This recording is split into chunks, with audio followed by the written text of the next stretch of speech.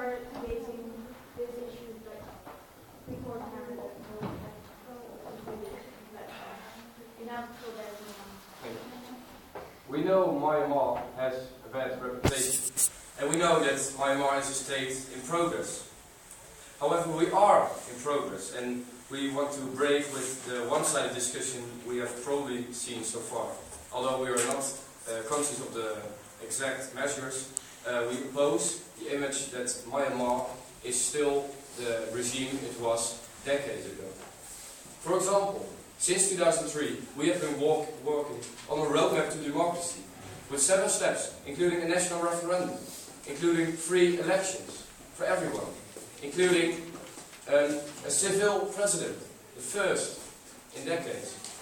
And it is therefore that we urge you to, of course, you are free to take whatever decision you want, but we want to break with the image that Myanmar is only a law-breaking and human rights violating country.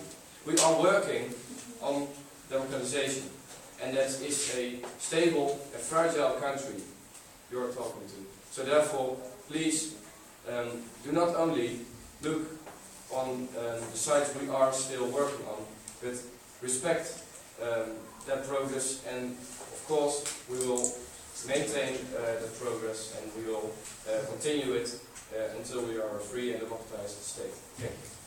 Thank you very much, David. Is there any further information? Any at all. Please lower your cameras. Please lower your cameras. Thank you very much. The chair hasn't asked if there are any things in the notes. Are there any presentations? David of Coornhert, followed by the Russian Federation, followed by the Boston. The delegate of Myanmar knows about how many time you're going to spend progressing and so on. Do you know how long it's going to take? We cannot give an exact indication, but it will probably say enough that when we started the Roadmap to Democracy program, the 7-step program, in 2003, we have already reached the phase of national elections. We've already had a national referendum, and we already have a civil president. So we cannot give an exact time, but it's clear that we are steady in progress. Is the delegate of Myanmar aware of the fact that the government of Myanmar has refused to allow any international observers and any international or national journalists to freely monitor during previous elections, and therefore we cannot see whether or not your country has democratized, and therefore we cannot truly trust upon your remark about democratization. I'll split the answer up in 2 parts. Firstly, for years we've had the Special Rapporteur for Myanmar in our country. However, since he became very subjective and accused the country, the nation, of war crimes, we have asked for a new rapporteur. However, it hasn't been honored, and therefore we have denied him access, and the same is for most journalists. We want to remain stable. As for the elections, it is true that maybe not everywhere have been inspectors, but there have been. And the reaction, for example, by China, as well as by the South Asian Cooperation Program, has been very positive. And they have congratulated Myanmar with the smooth progress they are making. So, for us it's clear that we are definitely in a process of democratization. The delegation of Bosnia and Herzegovina was just wondering that why, after the elections, which on international standards, there is still only a 4% of opposition in your parliament? Well, that already means that there is opposition. We have already mentioned that we're in progress. Yes, we cannot make a complete, yes, we can make, we don't want to do a Libya or another example of complete instability.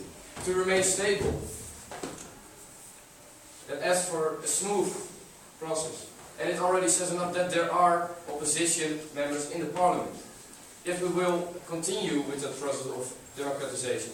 But you cannot expect us to establish a Western model of democracy in only a few years. that will only cause instability, which will definitely harm the state of Myanmar, which is, as we've already said, stable but fragile. Question to follow up. Um, But if the government of Myanmar is making as much progress as the delegation is now stating, why wouldn't they allow a neutral rapporteur into their country to report this to the rest of the world, for example us? We would allow a neutral rapporteur. And that's why we, for years, have had a rapporteur in our country and have helped him as much as possible. However, as we've already said, the allegations of war crimes were beside all proportions, and therefore we've chosen to deny him access.